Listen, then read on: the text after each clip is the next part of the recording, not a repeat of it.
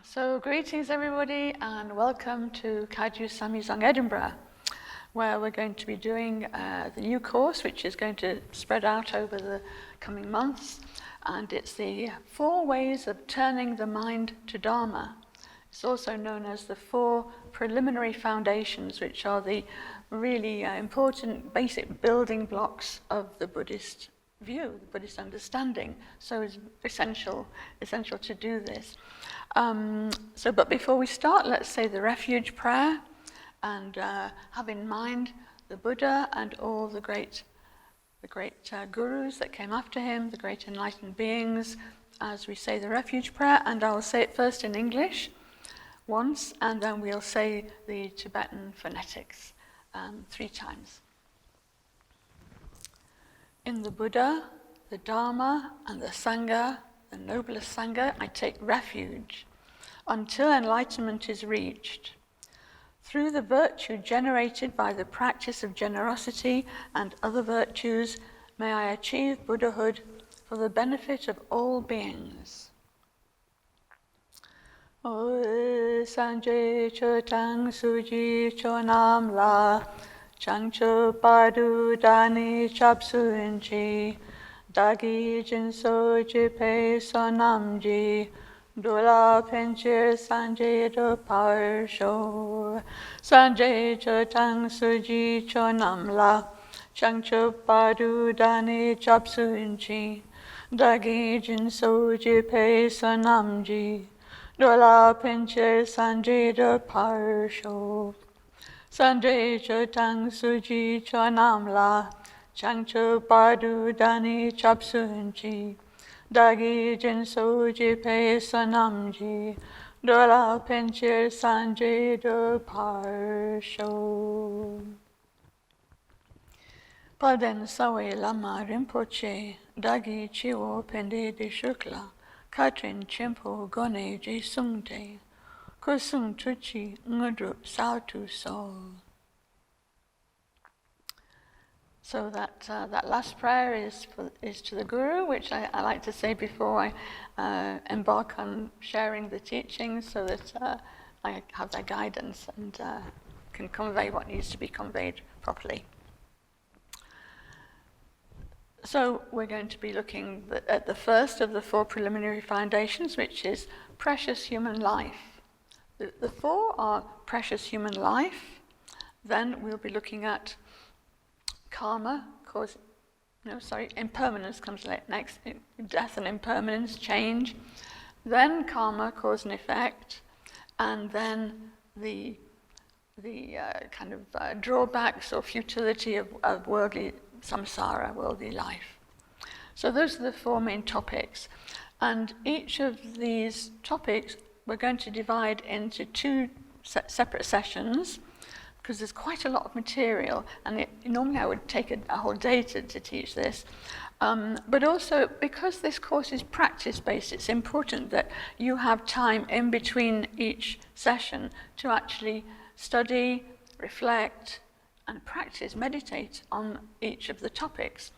So that's why they're quite spread out. So we don't want it to be too rushed. And it's important because all of the subtopics are extremely, that this is how we do turn our minds to Dharma.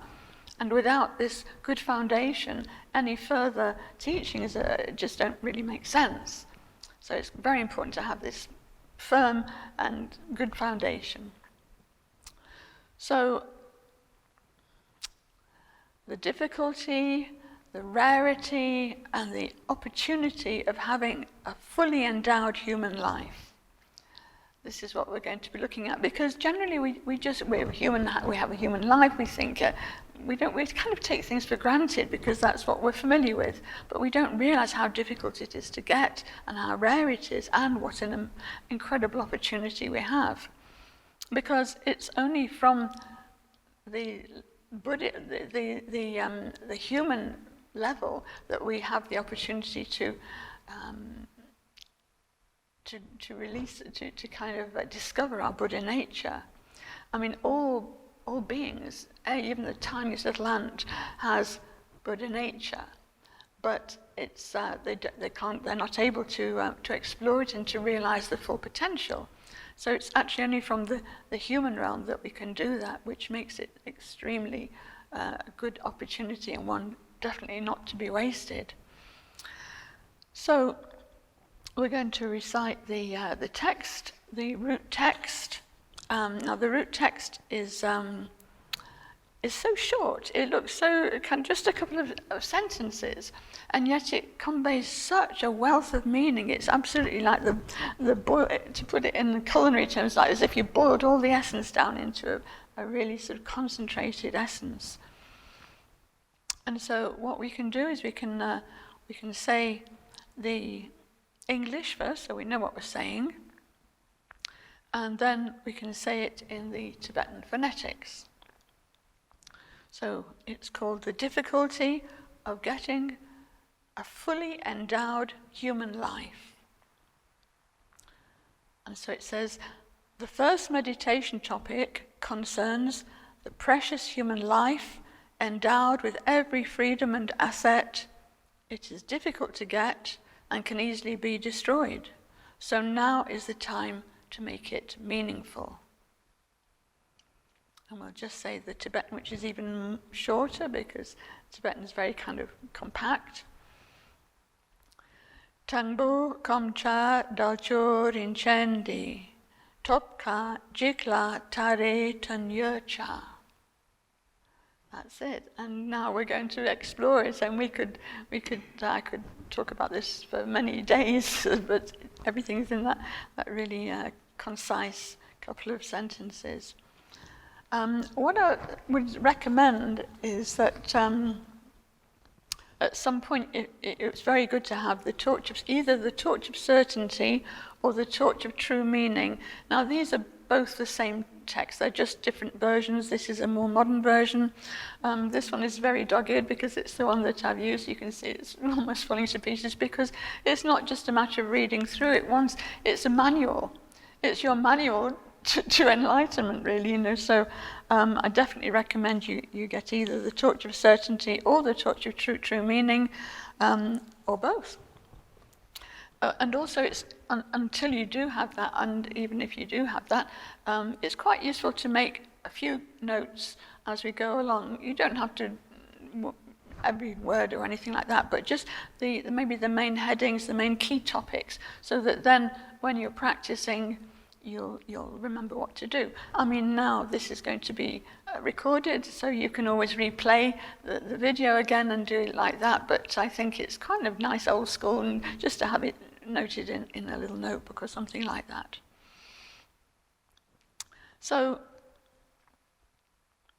we tend to take our lives for granted. As I said, it's kind of like it's all we know, so we become familiar. And so we're going to look at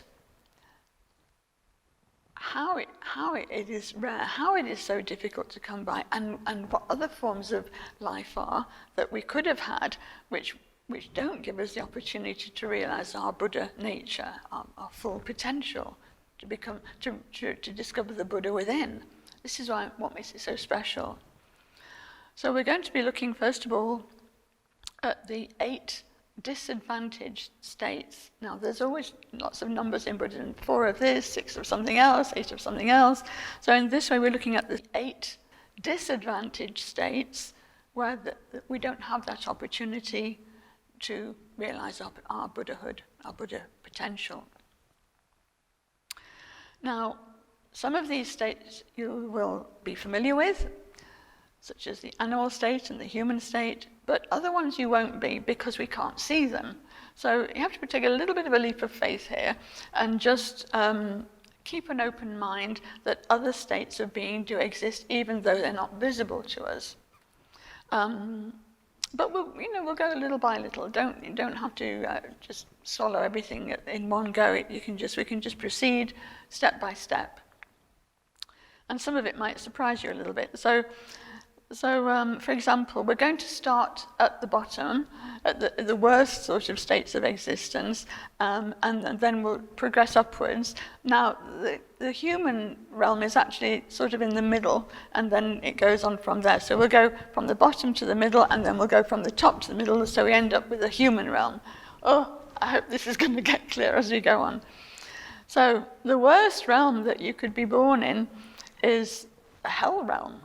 Now, you might be surprised that Buddhists have any idea of something like a hell realm.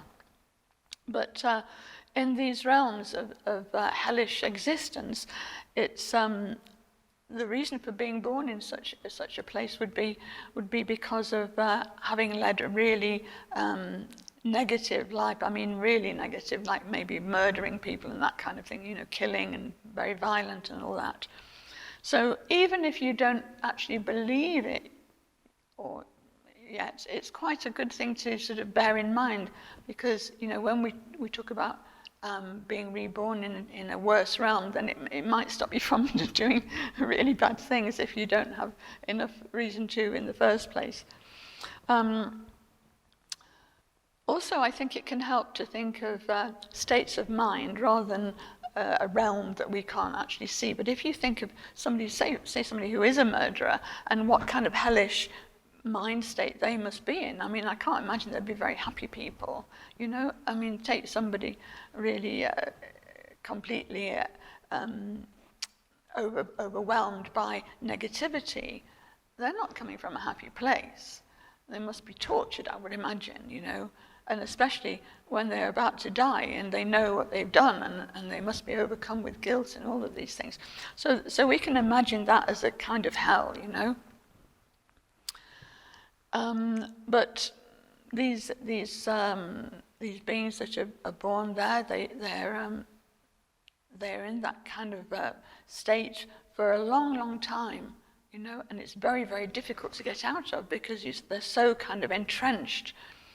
And there's very little possibility of getting out. I won't say there's no possibility, there is possibility, and Buddhas and Bodhisattvas do even visit those states. So there is possibility, but it's rare and it's difficult.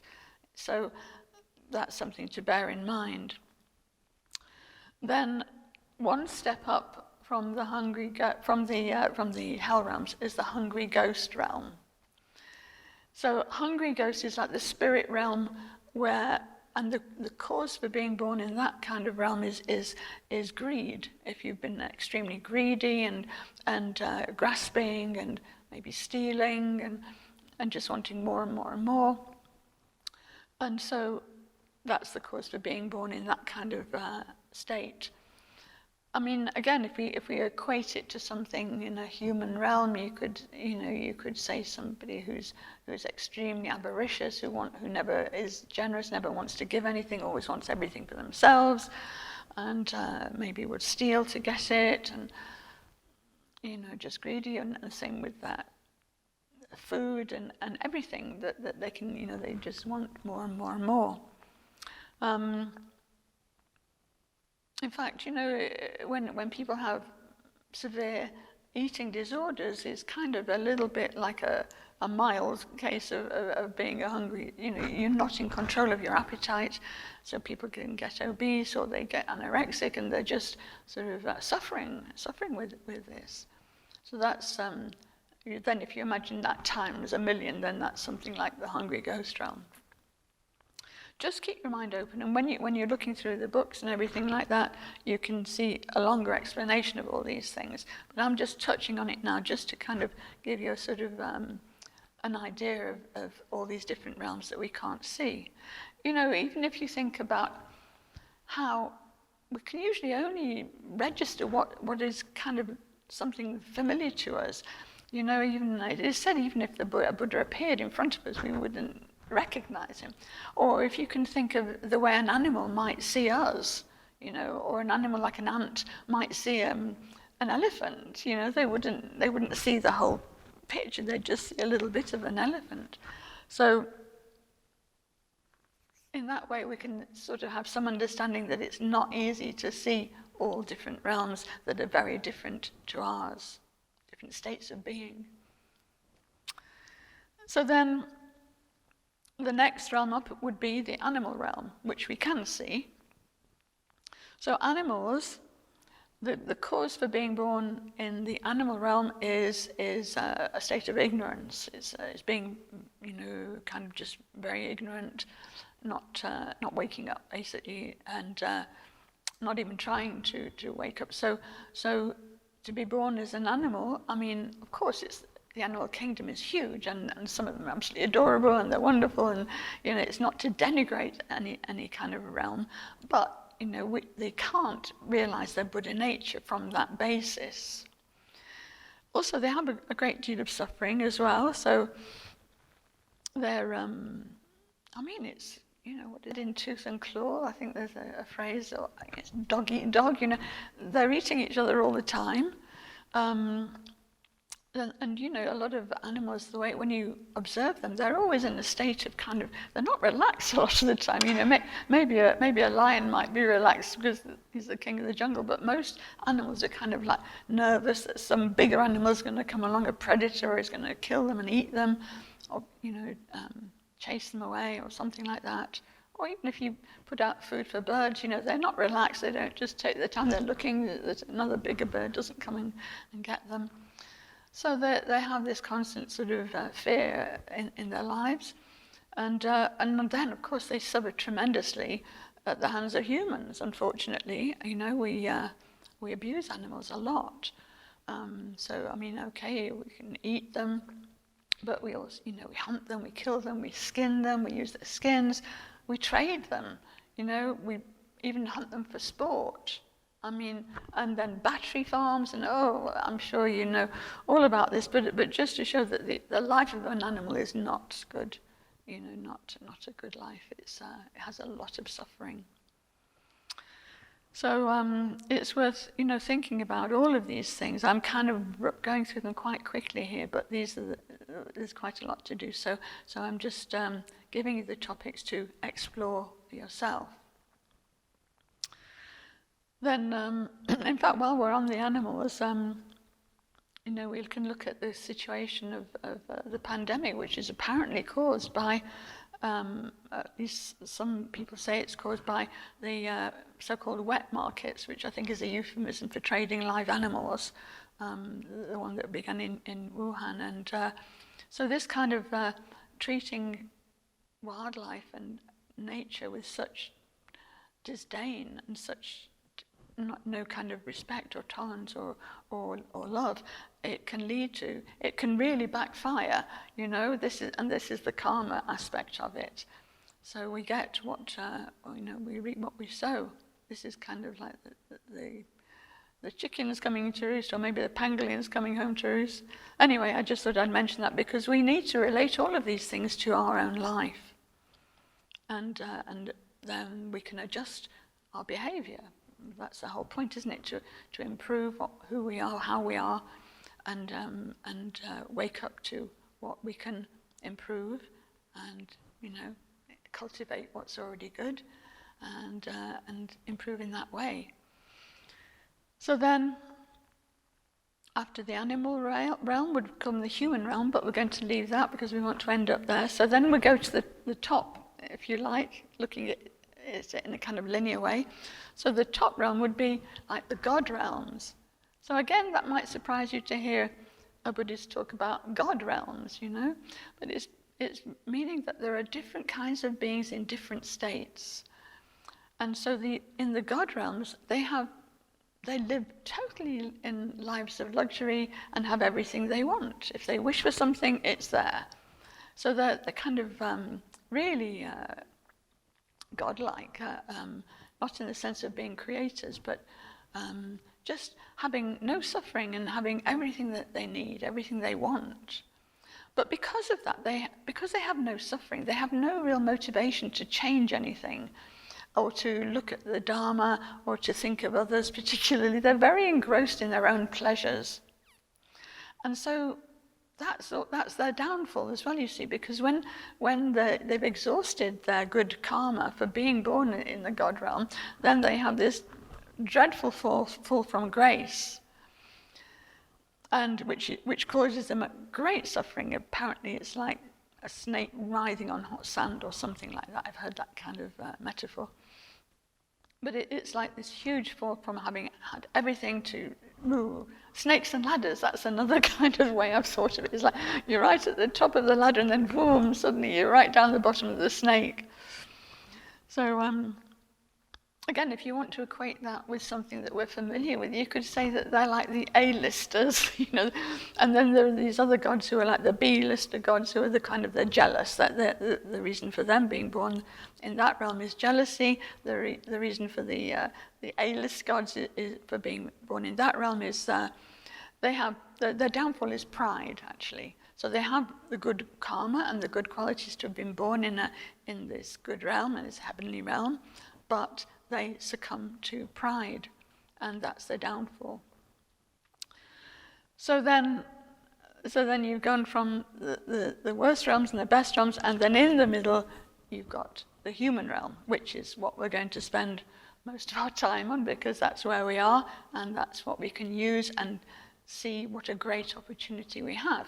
Because yes, the human realm has suffering, but it's not overwhelming to the extent of being in a hell body, a hell realm, nor is it as suffering-free as to being just completely engrossed in pleasure and never thinking anything beyond that. So it's enough suffering to sort of give us a kick up the bum to make us want to do something about it and improve ourselves.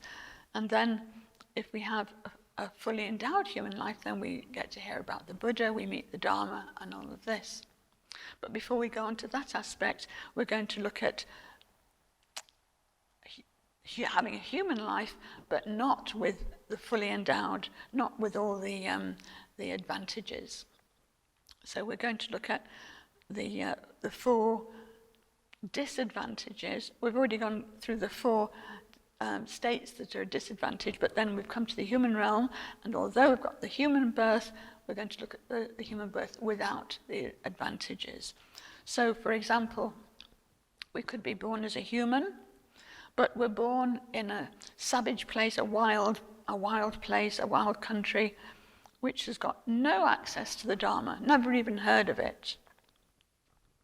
It might be, it could be in a war zone, or just a really kind of savage land where just there's no thought of anything like that. It's just wild. So then there's just no possibility of accessing the teachings, the Buddha Dharma. So we remain just wild. Or we could be born into the human realm, but be impaired in some way, mentally impaired. Perhaps we have not got all our faculties. So we lack the possibility of really understanding what's being taught. And whilst, that's not to denigrate anyone who has got impaired faculties, but we have to admit that it's not easy. It's certainly not an advantage when it comes to learning and studying and all of those things, so it makes life difficult. Then the third one is a human being, but who holds very perverted views, very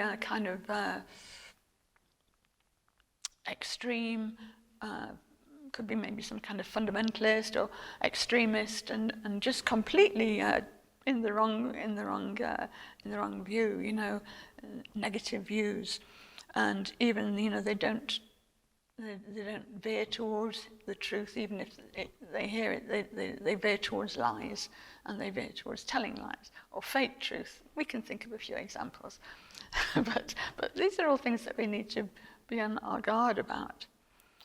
And then the fourth one is to be born in a time and place where there's not been any Buddha, so because the Buddhas, it's not like there's always a Buddha throughout all the ages. There's not always a Buddha, either present or influential. So it may just be that we're born in a time and place where the Buddha has not influenced, or been born in the age that we are, or within that sphere of influence. So those four types of birth, they are human, but they're lacking in advantages. So then we've just gone quickly through the 8 disadvantaged states. Now, we have, if you're here now listening, well, not here in this room, but here virtually, if you have the interest to listen to the Dharma and you can understand what's being said and you're a human being, then we can pretty much safely assume that you have the 8 freedoms. You have a precious human life with all the opportunities it affords. Whether we use it or not is our choice. It's up to us. But we have the advantages, we have the opportunities. So the 8 freedoms, we call them the 8 freedoms, and basically they're the opposite of the disadvantaged states.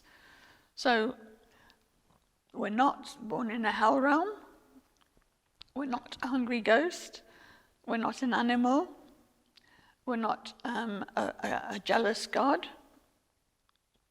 we're not a God that's completely engrossed in their own pleasure and full of pride. We are a human being, and not only that, but we're born in a land where we have freedom to well, first of all, we can hear the Dharma, we can meet the Dharma, or study whatever religion we wish to be in. We have our faculties. Our senses, our faculties are intact, so we can use our intelligence. We don't hold perverted views, hopefully. I think if you have an open mind to come to a course like this, you're very unlikely to be holding perverted views, but it's always good to be on the guard, because sometimes people can be quite clever about pushing perverted views, and we need to always be use our intelligence about that. And we're born in a situation where the Buddha's influence is still existing. So the Buddha was born about 2,500 years ago, and apparently he said that his influence would be around for 5,000 years. So we're kind of right in the middle of that. We have the good fortune. In fact, I would say there's probably more Buddhists now than there would have been at the time of the Buddha. And so Buddhism is definitely flourishing. So we have a lot of really good fortune. So we need to study and reflect and meditate on all of those things again and again, so that we can develop our understanding, not just theoretically, but in our hearts and minds. Because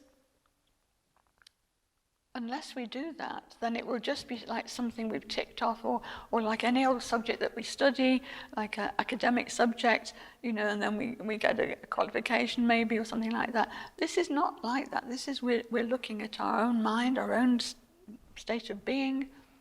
We're working on ourselves, and not just for ourselves, but for the benefit of all beings, because the underlying motivation, as we said in the refuge prayer, is to achieve Buddhahood for the benefit of all beings. Because if we can achieve Buddhahood, then we can help others. Of course, we can still help others along the way. We don't have to wait till we're fully enlightened. That would be maybe quite a long time, but we can help each other along the way. And with each step, we progress, we become more empowered, more wise, more kind as well. So all of these things, compassion, intelligence, all of these qualities can blossom. So because time is limited, and I'm aware that I want to keep it sort of so that you're not looking at a screen too long, we're going to look a bit deeper into the aspects of the human realm, the human levels, so that and also into the more sort of familiar things that we might encounter and probably will encounter during the space of our life. So we'll look into the more subtle aspects and what we're likely to come across. And we're going to look at the obstacles first. It's important that we look at the obstacles first, because when you travel the path of Dharma, it's like, the way is strewn with obstacles, if you use this as a metaphor. So before you really kind of can progress, you need to clear the way. Of course, it's not a physical thing that you're clearing big things out of the way. It's inward, that we're looking inward, and the obstacles are in our mind. So, but we still need to clear these things, and it's an ongoing thing, because they get more subtle, they get smaller and more subtle, but they still need clearing. So it's an ongoing process. It's a bit like if you're cleaning your house, you don't just do it once and then that's it. You do a bit of housework every day, isn't it? So it's kind of like doing the housework, to put it in a rather what's the word, parochial way. So now we have some more numbers. So we're going to look at the 16 unfavorable conditions in the human realm. So now we're zoning in on the human realm and looking at the 16 unfavorable conditions, because we need to clear the way. These are things that can we're likely to meet at some point. And we're going in a bit deeper. And of these 16, there are 8 that are based on our present circumstances, and the other 8 are based more on our mental way, if we're mentally averse towards the Dharma. So we'll do one at a time. So the 8 based on present circumstances. So the first of them is a mind which is greatly disturbed by the afflictions of anger, ignorance, desire, jealousy, or pride. Now, we all have some of all of those, probably. I certainly do. And sometimes one is more uppermost than another. You might be in a situation where you really want something, or you're jealous of something, or somebody, or you're a bit proud of yourself, or you're just sort of wallowing in ignorance. So, but here we're talking about a mind that is really disturbed by any of those things, to the point where they just can't see. I mean, we all have our moments, let's say, but the idea is to be able to look at our mind, and when any of these things arise, to be able to nip them in the bud so that they don't overwhelm us. Oh, okay, I'm feeling a bit jealous, or I'm feeling a bit proud, and then to be able to nip it in the bud, because when you're aware of something, that's great, that it means that you've seen it, and if you've seen it, you can do something about it. But if you let it overwhelm you, you go blind. It's like you're blind with anger, or blind with jealousy. It's a phrase, isn't it? We hear that. So what we're doing here is like looking inwards and seeing, is there any of these things that are obscuring our view? Because that's what happens. It's like they blind us to how it really is. Then the second unfavorable condition is being under the influence of negative companions. So people that are going to really drag us down, really negative people. That doesn't mean to say that everybody's got to be all happy clappy all the time, or that we shouldn't help people that need help and that are suffering or whatever. We should, definitely. But people that are going in the wrong way, going down the wrong track, and that they say misery loves company, or say somebody is pushing drugs or something like that, or getting drunk all the time, or whatever the negative, or steals or something, and then kind of encourages us to do the same. So that we have to be on our guard about. So we don't want to be under the influence of negative companions. The third one is holding wrong views, such as nihilism, or not believing in karma, cause and effect, which is something that we're going to get onto later. So just have an open mind about it.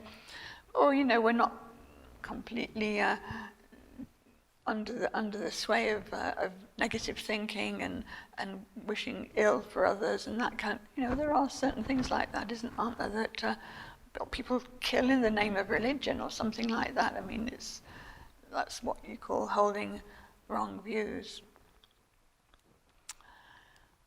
So we have to be careful of that also, that we don't get sucked into anything like that. Then the fourth one is extreme laziness. Sloth. I'm not sure how you pronounce that. But, just no enthusiasm, no will to explore the Dharma, and just lazy about it. And so that is a huge waste of the opportunities that we have. It's like a criminal waste. And so to just always say, I can't be bothered, and, that is really such a waste. So we need to be on guard against that. These are extremes here, which are, everyone's allowed days off, so we don't have to be completely, neurotic about anything. In fact, definitely not. We need to be relaxed about things, but put effort into what we need to put effort into. Otherwise, it's not going to work, is it? So, not to fall into extreme laziness. And then also, if we're overwhelmed by negative karma from our past actions. So the word karma, we're going to go into this, it's the third of the four foundations, so we'll go into it in detail then, but the word karma actually means action. So in our past, whether past lives or just the past of this life, if we've done a lot of negative actions, then the results will come from that. Karma is it's not like somebody punishing us, it's a law of cause and effect. Like there's a law of gravity, there's a law of cause and effect. You reap what you sow, you can say like that. Obviously it's hugely more complicated than that, but basically if we've done so many negative acts in our past or previous lives, and we've never kind of overcome them or confessed them, because you can remedy them. It's not that you can't get out of them, you can remedy them. But if we haven't remedied them, then we still have that negative karma, and it can really take us over. It's very difficult to get out of if we don't have that will to change it. So that's the fifth one. And the sixth one is being under someone else's control, whether we might be living in an enslaved place, we could be, and unfortunately there is still a thing of modern slavery, it exists. So we could have the misfortune to be in that state, or in a negative relationship,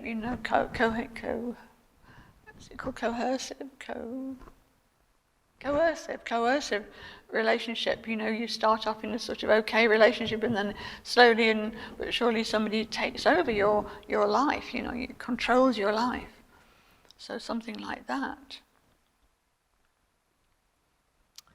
Or in some way you're in somebody else's control. You could be in prison, just not in control of your life. The seventh one is that we may enter the Dharma, but for the wrong reasons. So it could be, in some countries, in the East particularly, people can, if you become a monk or nun, you can go and live in the monastery and maybe have sponsors and things like that. So you might become, go into the Dharma and become a monk or nun because you want to be supported in that way. Or you could enter the Dharma out of fear, you fear something's going to happen, so you enter the Dharma. That's also not a good reason. Or it can be something of fashion, I think in the West these days, Buddhism can be a bit fashionable, and so I think that is not a good reason to enter the Dharma. Maybe that's the way we might first hear of it, but it's not a good reason. And any reason, any Dharma that you hear through that kind of thinking is not going to really be the true Dharma.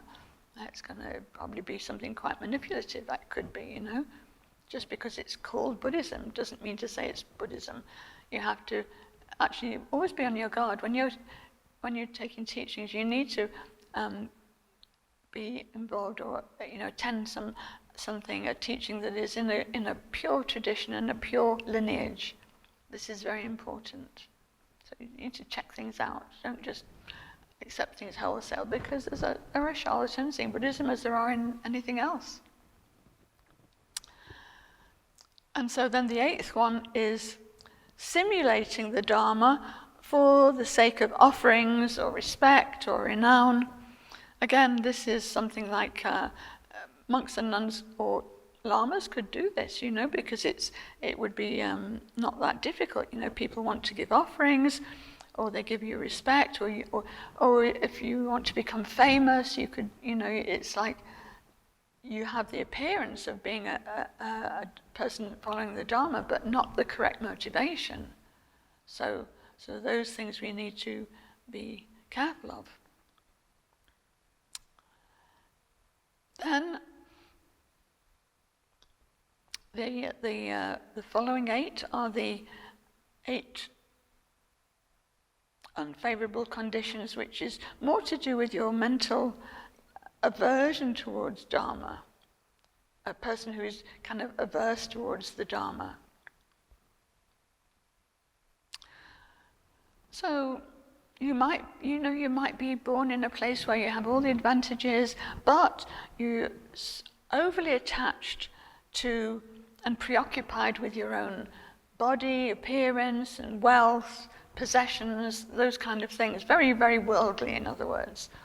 So no kind of thought about for the spiritual side of being, So you're just completely bound up with how you look, whether you have a big house, None of these things in themselves are so bad. It's when they overwhelm you, when they take over your life, that's when it becomes a massive problem, So of course, it's good to, have some respect for yourself and, be clean and dress yourself as well and things like that. But when it becomes completely over the top, and these days there's a lot of that. People have put so much emphasis on appearance that they actually, destroy their appearance, some would say, by having themselves injected and fat cut off them or put on them or put in a different place. I mean, plastic surgery gone mad, even like really young people, and just so that's that, that kind of over emphasis on appearance. The same with, with wealth and possessions.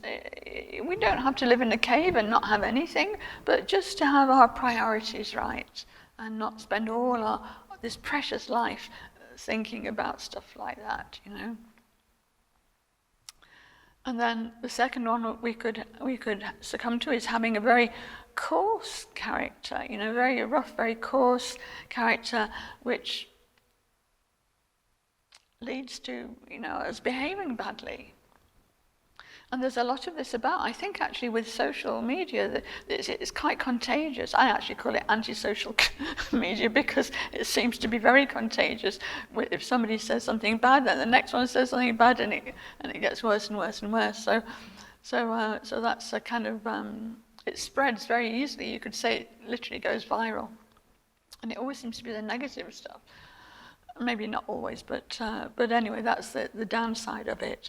And then, once we start like that, then we can get, and it's not just social media, but also, whenever we do something negative, it can set up a pattern for doing more and more things negative. It maybe starts something small, and then goes again, and then a bit bigger, and a bit worse, and then before you know it, you're really going down the wrong track. So that's what can happen if you have this kind of coarse way of behaving. Now the third one is not to fear the sufferings of harmful behavior that lead to the lower states. So this is a fear which is a healthy fear, or you could say to be on guard against, to make sure you're not falling into the wrong ways of being. So to have no fear or not being on guard against the kind of harmful behavior that would lead you to the lower states. And we briefly spoke about, like if you have violent behavior, that can take you down to the hell realms. If you have very overcome with desire and avarice, that can take you to the hungry ghost realm. If you're very ignorant, that can take you to the animal realm, etc. So these things, it is like that. And even if you don't believe that it's like that, you could think that, well, maybe it would be quite useful to think like that, because it would stop you from doing the wrong things. So even like that, it could help you. Then the fourth one is lacking any kind of faith or wish for liberation. As a human being, we have everything we need.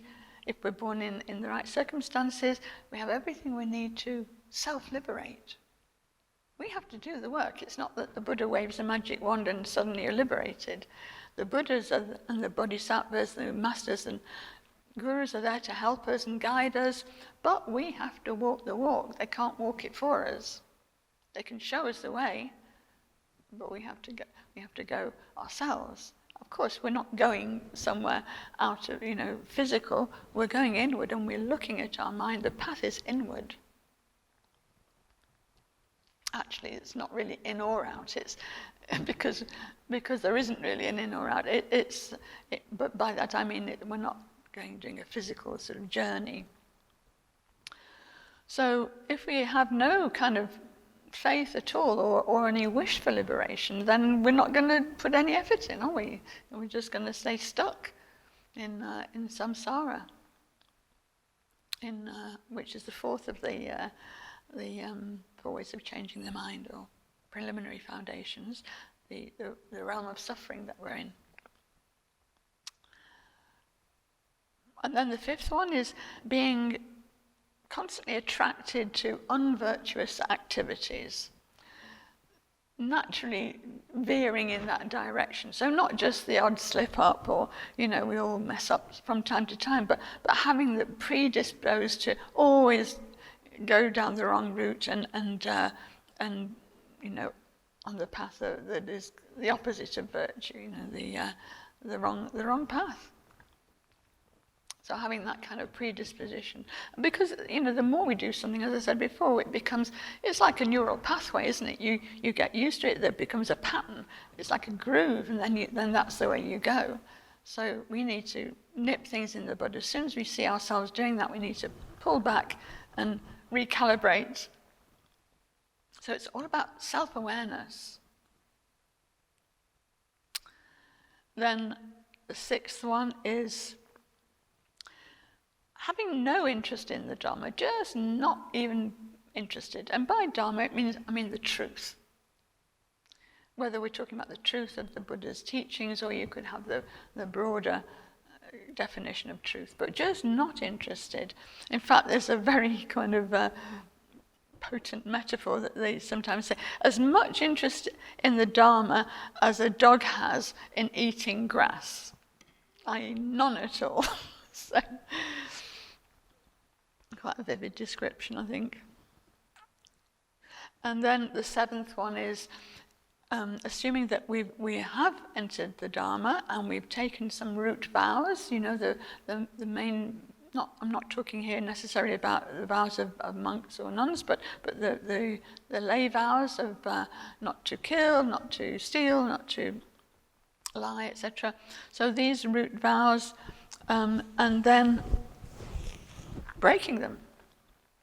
Now, there's always the possibility when we break a vow, there's always the possibility to confess it and to remedy it, whether it's you're confessing to somebody else or just mentally confessing to yourself.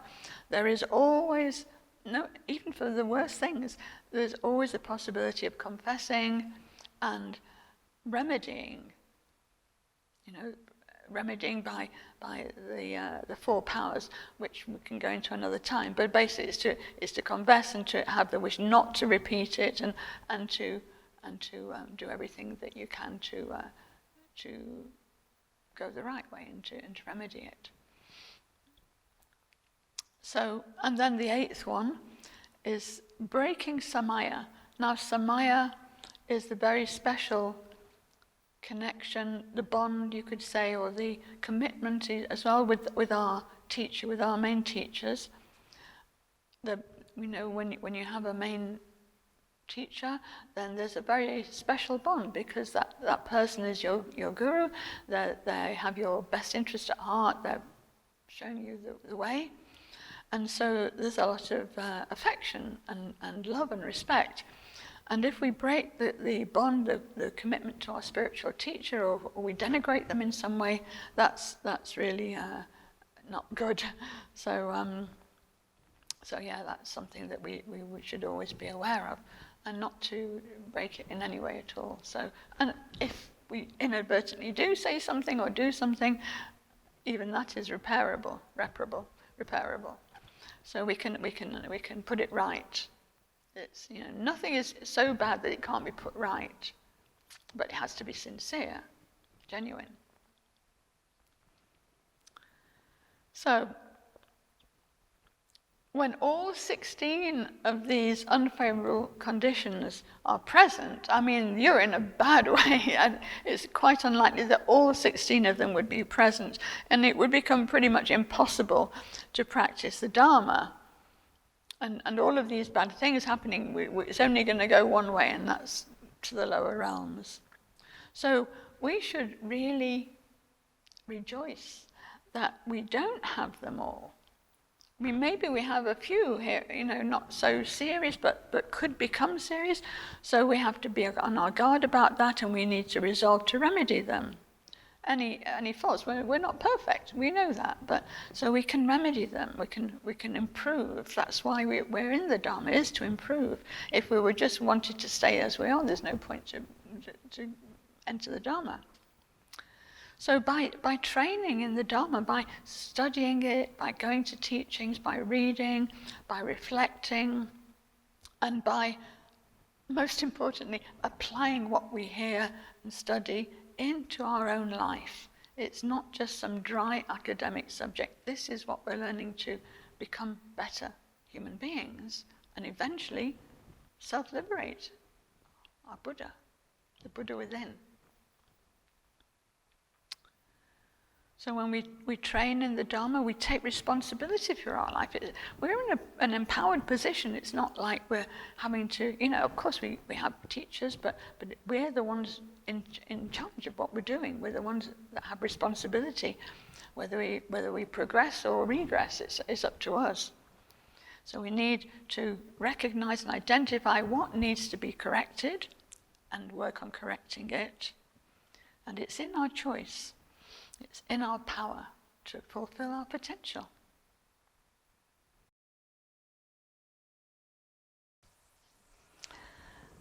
So, as I say, it's our choice what we do. And, I know that all the things we've been talking about so far are to do with the obstacles and the things that prevent us from progressing. But that's what we really have to tackle first. There's no way around it. It's like when you do the housework. You've got to do the dirty work first. Later you can polish the candelabras. So I think we've had enough talking for now. And we should do a little resting meditation. We just pause and sit with everything that we've been discussing in a relaxed way, and just reflect and absorb and naturally rest the mind in awareness. And then when anything comes up, just bring it towards the topics we've been talking about. I'll explain how we do that in your practice before, but just for now I think we just have a nice easy time. Just be relaxed, but really switched on, focused, aware. So first of all, get yourself into a good posture. Straighten up your back. Imagine you're growing up to the light. Top of your head's like the top of a tree, reaching for the sun. And your lower body's rooting into the earth. And in the center is your your diaphragm and your belly. So you bring your breathing down to here as well as your chest. Of course you use your chest, but also your diaphragm, your belly. Let your eyes rest looking downwards, open. We're not going to sleep. We're going to be really awake, but in a relaxed way. So first of all, just allow everything to settle. Eyes resting, open, but the attention is inward. So we can start by being a little more aware of our breath. Observing the breath coming in through the nose, through the nostrils, down into the body, the lungs, the diaphragm, the belly. Breathing fully, naturally, and as you breathe out, letting go of the air, fully letting go, and letting go of any tension with it. So breathing deeply and naturally. Let's count 10 of those breaths internally, you don't say it out loud. So 1 breath in, fully, and out, and then 9 more.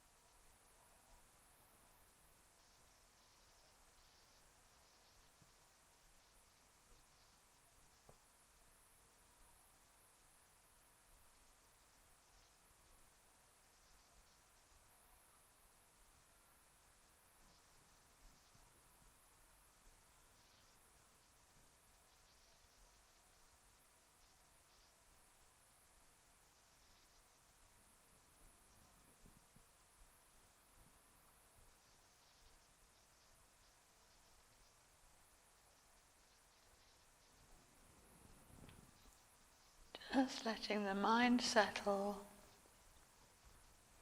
resting naturally,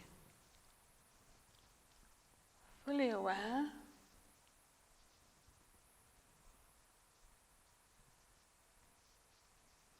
Body's resting in a good posture, mind's resting.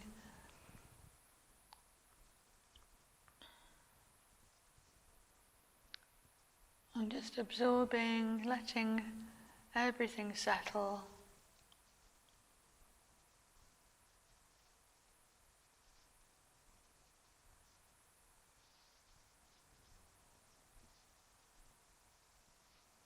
Whatever thoughts arise, no need to block them,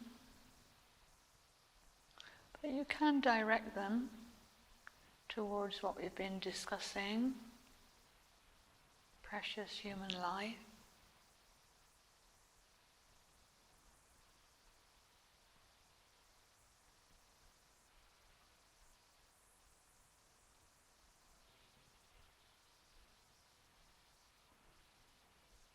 The rarity and great opportunity we have.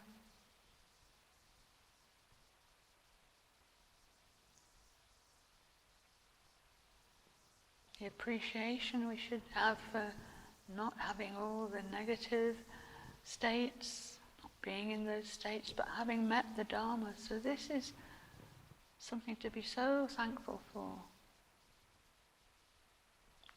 Or we can just rest the mind,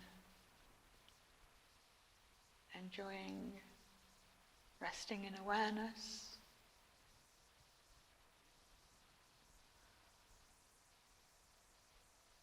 appreciating, all the circumstances that have led us to this point, so we're not taking them for granted. I'm resting in that.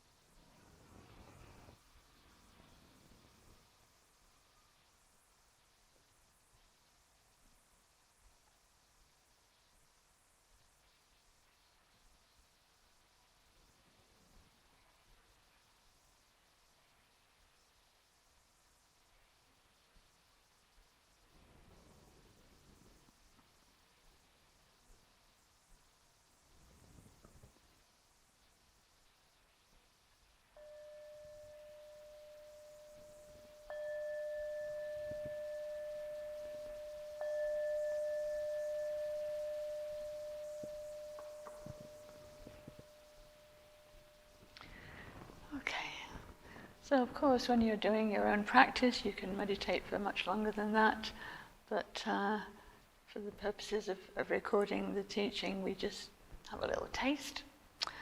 So now you have the first 4 topics of the precious human life, the topic of precious human life, the overall topic. And so you've got lots to practice. And then, over the coming weeks and however long, give it time. These things take time. And then we'll reconvene and have the second part of the precious human life. So I think just on the point of practice, when you're practicing at home, just in case you're not familiar with doing that, just to give you some guidance for that. If you remember how we start our sessions, we always start our sessions, you can start it with the refuge prayer. It's really good to settle the mind and put the mind in the right state. So you could say the refuge prayer 3 times, and then you say you recite the preliminaries, which you can download, and then you have this first preliminary, so you recite that. And then spend a little bit of time just reading it, studying it, just letting your mind rest in it now that we've gone through some of this, the main points. So your session can be composed of some study and reflection and meditation. And what are we studying is the 4 topics that we've covered today. So, and those of course have subsections, subtopics, so there's quite a lot of material. And we've really just touched the surface. in a way, I've just presented it to you. So ideally you should have the book, because that will go into it in more detail. So I would definitely recommend, you can get either or both of these books from online, or from the online bookshop at Samueling. The Torch of True Meaning is, there's a foreword by His Holiness 17th Karmapa, so the language in that is probably a bit more modern. They're both based on the same root text by Rinchen Khandro Rinpoche. So and it's something you'll have for life, because it goes through from here to Mahamudra, down to the high teachings. So, but let's not jump ahead ourselves. We need to focus on what we've done today. So if you've not been noting it down, maybe just make a note of the titles of the topics. So the first one is the 4 topics to be contemplated and meditated are the 8 disadvantaged states. Of course, there's 8 subsections in that. The 8 disadvantaged states. And then the second topic is the 8 freedoms, which is the opposite of the 8 disadvantaged states. Then we had the 8 unfavorable conditions based on circumstances, outward circumstances. And finally we had the 4th one, which was the 8 unfavorable conditions based on more sort of internal mental aversion to Dharma, you could say. So in your session, if you say the prayer and then you read the root text, then you concentrate on the first one of those, and you do that for some time.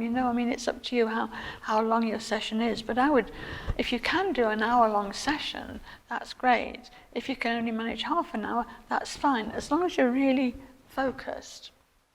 And you're only doing one of these. So you start with number 1, obviously, and you keep on that for a good few days, maybe even a week. It's up to you, but don't rush it, because these are really deep. And so however long you take, I would say a minimum of 3-4 days on each one before you go on to the next one. And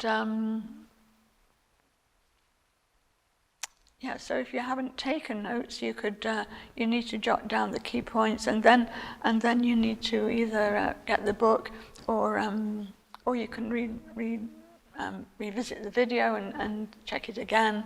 But I think a book's kind of easier than having to have machinery in with you and all this. It's up to you, of course.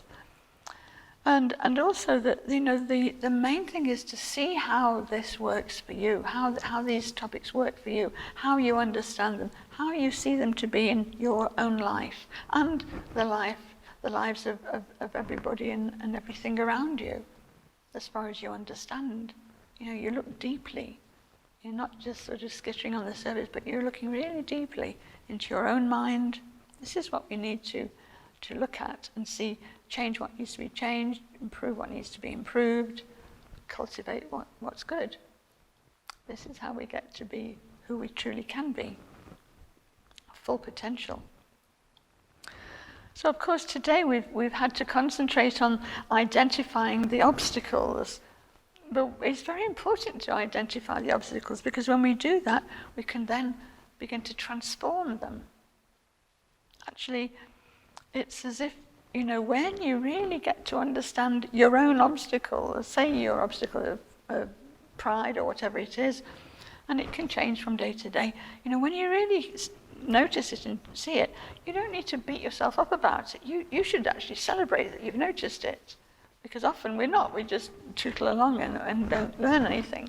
So when you've actually seen something, that might need a bit of work, so then that's good. You can celebrate about that, and you can change it. You can change your thinking. And so by identifying the flaws and then understanding them, through that understanding they kind of pop. It's a bit like popping a bubble. because when you cast the light of understanding on them, you're not in the dark anymore. Something like that. So they kind of self-liberate. Of course, they come back again and again and again. It's not just done in one, that's the end of all my anger, or that's the end of all my pride. No, it takes time. But each time you do it, it's like, that's how it works. And then it gives you the courage and the impetus and the enthusiasm, because you can see it's working. And so then after that, when we meet again, then we're going to concentrate more on the, you could say the more sort of positive side of looking at the advantages and blessings.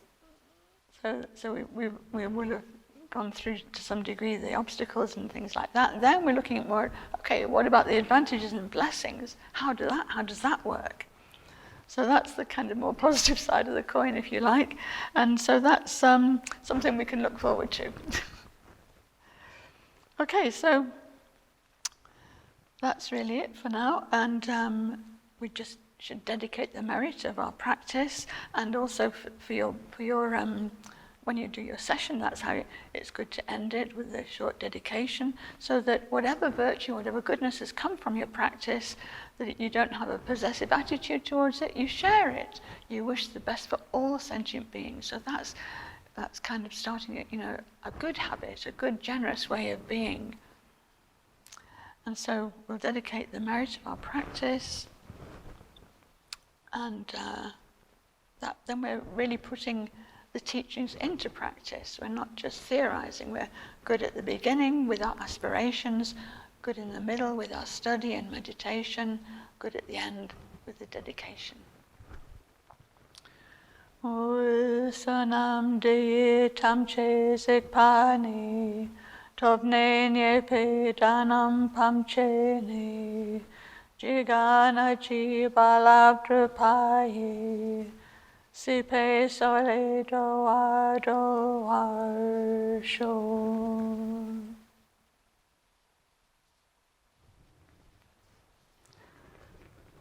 So, thank you for attending, and I hope you found it useful and that you have lots of material to go at, and I look forward to seeing you for part 2 of this precious human life.